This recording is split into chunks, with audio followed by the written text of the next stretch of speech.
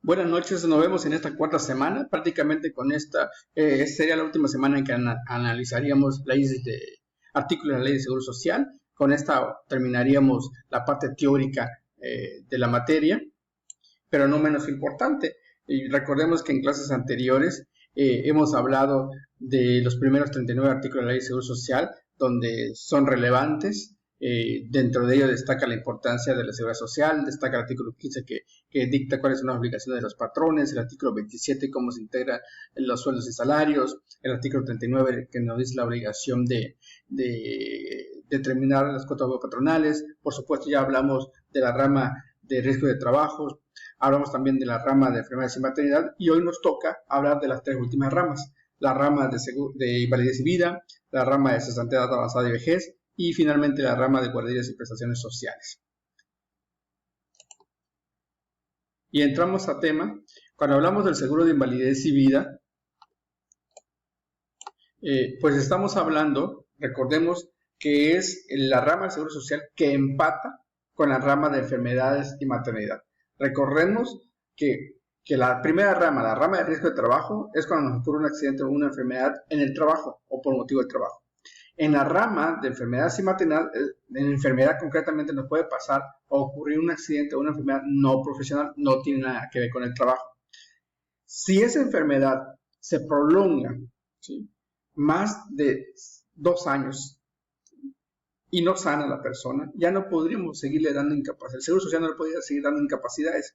Tendría que pasar a otra rama del Seguro Social, que sería invalidez y vida. Por supuesto, no necesariamente tengo que esperar 2 años para pasar al Seguro de invalidez y vida, sino que desde que inicia la enfermedad o accidente no profesional del trabajador y se determina casi inmediatamente que el trabajador no va a haber posibilidad de que vuelva a trabajar, ya aplicaría el Seguro de invalidez y vida. Pero bueno, en todo caso, puede durar hasta 2 años esperando que el trabajador pues se rehabilite, sane y no entra a esta rama de invalidez. Pero si fuese el caso, entramos a esta rama de invalidez. ¿Qué dice el artículo 112? Dice: los riesgos protegidos en este capítulo son la invalidez y la muerte del asegurado o del pensionado por invalidez en los términos con las modalidades previstas en esta ley. Ahora bien, si hablamos del artículo 119, dice: para los efectos de esta ley existe invalidez, y aquí es importante porque este artículo me define qué es invalidez. Para los efectos de esta ley existe invalidez cuando el asegurado se haya imposibilitado para procurarse mediante un trabajo igual o remuneración superior al 50% de su remuneración habitual percibida durante el último año de su trabajo, y que esa imposibilidad derive de una enfermedad o accidente no profesional, lo que les comentaba. Viene de la rama anterior, de la rama de enfermedades y maternidad, concretamente de una enfermedad o un accidente no profesional. Aquí lo dice. Por supuesto, ¿quién debe de decir si la persona quedó inválido o imposibilitado para trabajar en más del 50%? Pues por supuesto, el Instituto Mexicano de Seguro Social.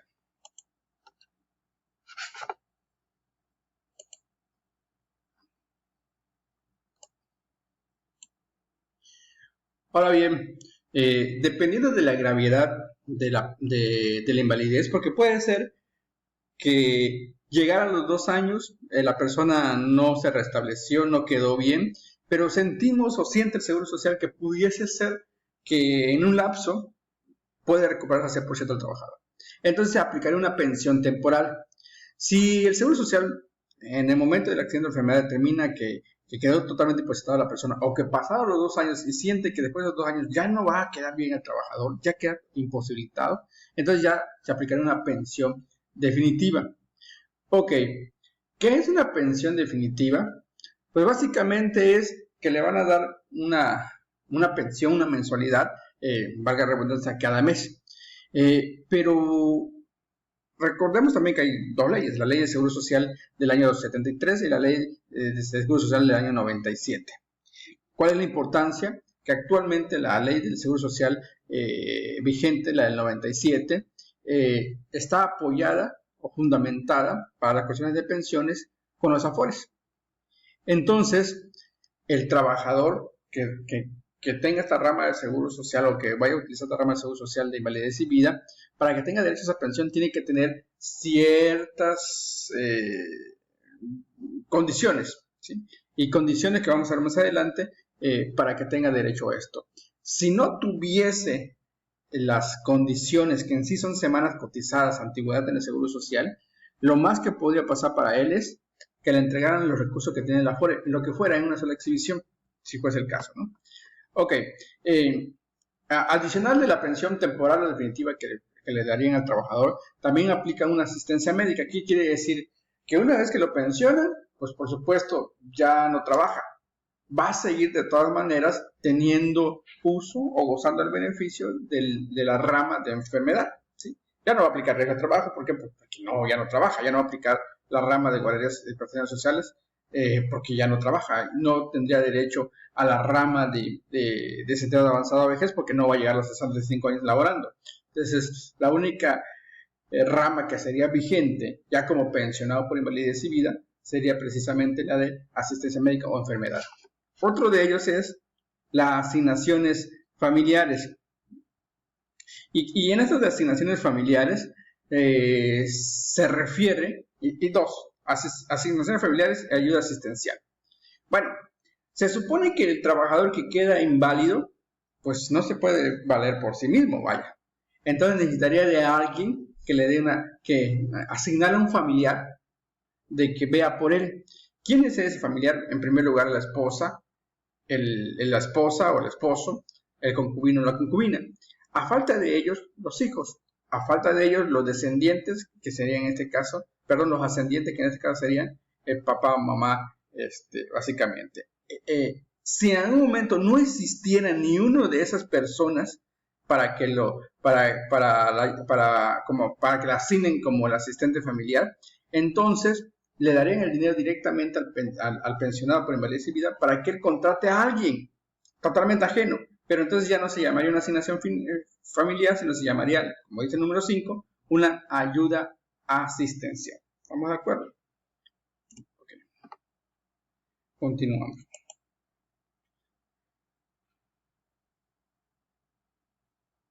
El artículo 121 nos dice que la pensión temporal es la que otorga el instituto con cargo de este seguro por periodos renovables al asegurado en los casos de este posibilidad de recuperación para el trabajo o cuando por continuación de enfermedad no profesional se termine el disfrute del subsidio y la enfermedad persista.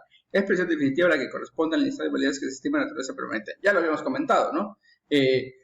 Va a ser una pensión temporal cuando el Seguro Social determine que posiblemente más adelante se recupere la persona o simple y sencillamente terminaron los 2 años de la rama de enfermedades dándole capacidades, no sanó y entonces tienen que irse, pero hay posibilidades que sane, tendrían que irse a la rama de invalidez y vida. El artículo 22 nos menciona que para gozar de las prestaciones del ramo de invalidez y vida se requiere, y aquí vamos a hablar de las condiciones, que el asegurado tenga acreditado el pago de 250 semanas de cotización. En el caso que el dictamen respectivo determine el 75% de invalidez o más de invalidez, solo se requiere que tenga acreditadas 150 semanas de cotización. El declarado en estado de invalidez de naturaleza permanente que no reúne las semanas cotizadas señaladas de párrafo anterior podrá retirar en el momento que lo desee el saldo de sus cuentas individuales de seguro de retiro de avanzada y vejez en una sola exhibición.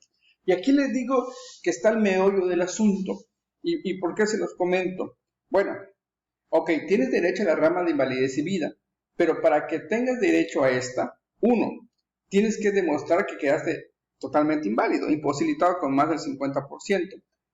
Para que goces de la pensión mensual, tienes que demostrar que tienes cuando menos 250 semanas cotizadas en el seguro. Pueden ser ininterrumpidas o no. ¿Cuánto equivale en años de 250 semanas cotizadas? Es decir, 5 años básicamente de antigüedad cotizando. Bueno, pero dice, pero si tu invalidez es mucha, es muy fuerte, hasta de un 75%, pues quedas totalmente fregado, valga la palabra. Entonces, te dejo que me compruebes cuando menos que tienes 150 semanas cotizadas, alrededor de 3 años. Pero si llega el caso que no reúnes ni los 3 ni los 5 años de antigüedad, ¿qué pasaría? Pues no te van a dar la pensión. Lo único que van a hacer, ok, supongamos que yo nada más tengo 1 año asegurado, quiere decir que nada más tengo 52 semanas cotizadas, no alcanzo las mínimo 150 que me marca. Además, tengo 2 años trabajando, 2 años significaría alrededor de 100 semanas cotizadas, no alcanzo. ¿Qué es lo que va a hacer el Seguro Social? Mira, aquí está lo que hasta el momento tienes ahorrado en tu Afore, toma tu chequecito, te lo entrego todo en una sola exhibición que encontraste en tu Afore y que Dios te bendiga. Así es el Seguro Social, así es actualmente la ley del 97. Ok, continuamos. El artículo 25. El derecho a la pensión de invalidez comenzará el día en que se produzca el siniestro y si no puede fijarse el día de la fecha de presentación de la solicitud para obtenerlo. Ok, puede ser que el mismo Seguro Social te determine, vaya, me ocurrió un caso, ¿no? Un trabajador perdió un pie, lo operaron de cáncer en un tobillo, o sea, en un tumorcillo, un tumor básicamente, y él dijo que se iba a operar, se le dio se habló con el patrón y dijo que se iba a operar. El problema es que no lo iban a quitar nada más del tobillo, sino que implicaba para que no se consuma el cáncer todo su cuerpo, pues tenía que quitarlo no solamente cortar el tobillo, sino toda la extremidad de la rodilla para abajo. Y así se lo cortaron. Después resulta que se le gangrena la rodilla y entonces terminan cortando de toda la pierna, desde la pierna hasta prácticamente pegado a la cintura. ¿Sí? Eso hace que, y el trabajador, me recuerdo que se desempeñaba como intendente, una persona que hace mantenimientos, que pinta, que barre, que es de movimiento, no puede desarrollar su trabajo. Y le dijo el doctor, bueno, tienes que ir pensionarte por invalidez y vida. El trabajador no lo quiso porque sabía que finalmente es raquítica esa pensión y él fue con el patrón a decirle que lo incorporara. El patrón pues dijo, no te quiero así, ¿sí? Pues te voy a demandar. Bueno, también la empresa se amparó a través hay una forma en donde se termina una relación, se termina la relación de trabajo cuando el trabajador disminuye sus capacidades físicas o mentales. Y en este caso aplicaba esto. Y entonces se le da una gratificación solamente de 30 días, ¿sí? Si mal no recuerdo. Entonces es diferente. Al ver el trabajador que no pudo o no aceptó el patrón de incorporarse, tuvo que regresar al Seguro Social y decir, es que ahora sí quiero la pensión por invalidez. Y regresó con el patrón para que le firmara todos los papeles que necesitaba para que acredite de que tenía la invalidez. Pero entonces, con este caso yo les puedo decir que a veces el Seguro Social determina que es validez, pero puede ser que el trabajo no lo acepte. Y él decide seguir trabajando. Al final se le cierran todas las puertas, como fue el ejemplo que les di, y entonces ella mete un oficio donde solicita la pensión por invalidez. Continuamos.